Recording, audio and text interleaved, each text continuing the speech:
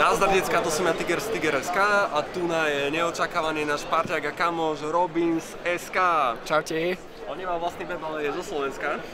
To je super. Robin sa nachádza v Helly Hansen stánku a povedal mi, že tu majú novú vychytávku, ktorou by malo byť vlastne Lifaloft Matroš.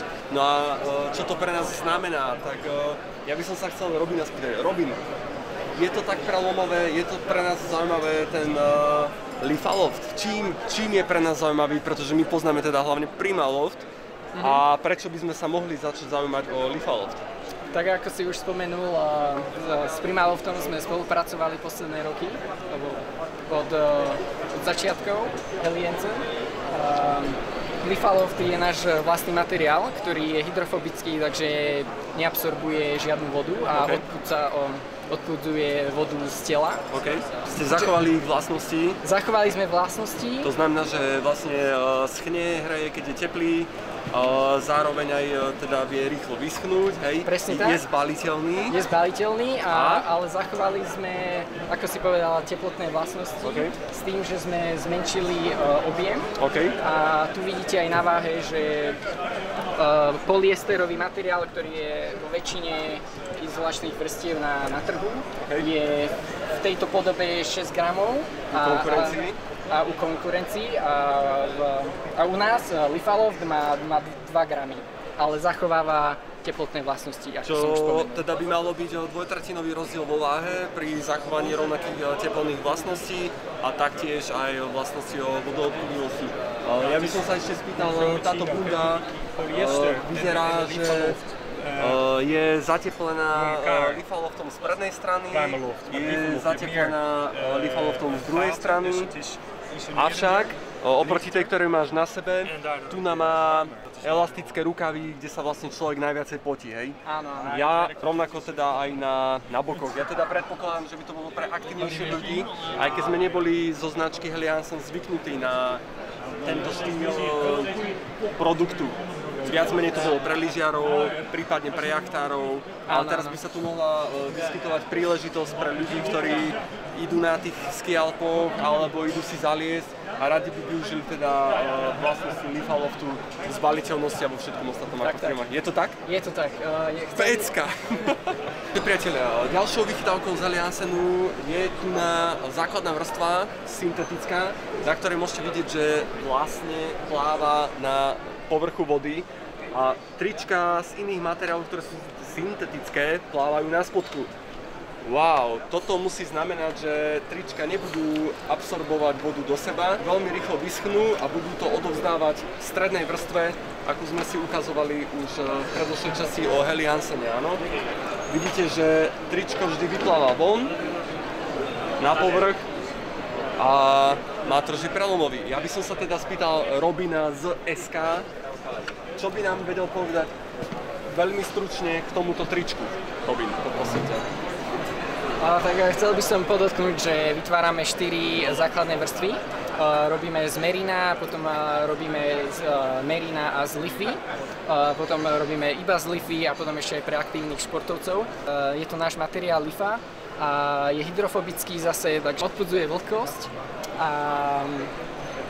To znamená, že zvonku odpudzuje vlhkosť a vlastne znútra ju prenáša ďalej na ďalšiu vrstvu. Tak. Pecka decka, z našej strany z SK je to teda k týmto základným vrstvám všetko. Takže sme teraz pri tretej vrstve decka, tak jak sme sa učili vždycky na Tiger.sk, že vrstvenie má zmysel, snažím sa vám to prezentovať, tak sme pri tretej vrstve od Helly Hansenu. Z nášho uhlu pohľadu pôsobenia je to najzaujímavejšie zrejme v tom, že sú tu nohavice, ktoré si viem predstaviť, že šlapem v nich za svojím freeridovým cieľom. A rovnako je tu aj bunda k dispozícii. Ak by nám teda Robin vedel k tomu niečo zľahka stručne povedať, tak bol by som na to zvedavý, samozrejme v rámci možností. Jasné. Tak toto je naša Elevation Shell Jacket. Je to z modelu alebo z kolekcie Ullr podľa norského boha snehu a počasia. Táto hardshell bunda je pre freeriderov, ako Tiger tu už spomenul. Je to kolekcia robená pre ľudí, ktorí neradi jazdia na zjazdovke, ale pomimo zjazdovku. Má 3,5 ply layer, čo znamená 3,5 vrstvová. Teda 3,5 vrstvová. Takže je úplne vodotesná, dokonca aj zipsy. Vodeodolná. Vodeodolná. OK. Takže vlastne to, čo by sme potrebovali na zimu, keď sa pozrieme znútra, naozaj vidíme, že je to 3 až 3,5 vrstvová membrána. Keď si pozrieme túto časť, ktorá je vlastne pri ústach, tak je zjemnená, aby nás tá membrána tam neškrabala. Kapocňa vyzerá byť celkom v pohode na príľbu. Pozrime si to takto. Dobre, keď si to zapnete, áno, vidíme, že to vychádza na tie ústa teda. Sú tu mohutné vrecká, ktoré sú veľmi zvláštne. OK, takže vidíme, že takto sa to vlastne vojde ruka dovnútra. Keď si to teda zazipsujeme, zapneme na suchý zip, to isté máme na opačnej strane.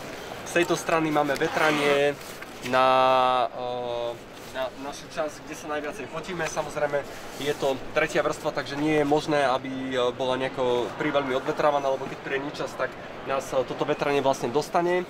Rukavy sú na suchý zips, čiže tak si viete dotiahnuť rukavy voči rukaviciam. Táto vrstva, ktorá je oboj strany zips, má samozrejme k dispozícii, čo oceníte niekedy pri freeridoch. Ak budete musieť zlaniť niekde a budete mať sedák, tak jednoduchá práca so sedákom. Keď sa pozrieme na vnútornú vrstvu, tak to vyzerá dosť spacey, aby som teda poprosil Robina, aby nám k tomu niečo povedal. Konkrétne toto, čo je to za materiál, vyzerá to veľmi vesmírne. A z vnútornej strany je a dosť to bude zrejme dýchať, vyzerá to ako nejaké kanáliky na odvod pár a vody, ale zároveň aj na uchovávanie určitého množstva tepla. Tak, na udržávanie aj tepla. Takže tento midlayer by mal nahrádzať ostatné midlayer z našej kolekcie, takže tento midlayer je súčasť tejto bundy. Okay. Takže keď sú chladné podmienky, tak si človek toto vždy môže buď zbaliť na seba alebo do rúbsaka. Je to technológia H2Flow, takže sú to malé kanáliky, ktoré udržujú teplo a po prípade, ak je človek, že by sa potil alebo podobne, tak cez tie kanáliky sa to teplo aj pod budú odchudzovať. OK, vidím, že tu je ešte k dispozícii na tej bunde veľmi dôležitá vec, aj snežný pás, ktorý je vlastne tuná zakomponovaný. No a ako to vyzerá, majú aj Rico systém, ale to už vieme, že ten nás až tak veľmi nezachráni, skôr nájdu našu mŕtvolku v horách, ale nebude problém s jej hľadaním na jar. Ďalej máme nohavice, predpokladám, že rovnakej teda membrány. Áno, správne. Toto vyzerá, že je na odvetrávanie, z vnútornej strany zaujímavá verzia. To znamená, keď šlapeme, je nám teplo, vieme si to odopnúť. Vnútorná časť nohavice je spevnená kvôli tomu, aby sme ju nerozsekali hranami.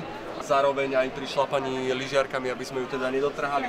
Takže v podstate na mňa pôsobí nohavica a bunda naozaj ako hardshell, ako niečo, čo je veľmi, veľmi pevné. Som zvedavý teda, koľko ďalších referencií sa o týchto veciach dozvieme zo strany firmy, kde robí Robin. A možno, že aj my raz o tom niečo prinesieme. Priatelia, toľko z Helly Hansen stánku s Robinom z noviniek ISPO 2018. Nazdar. Čaute.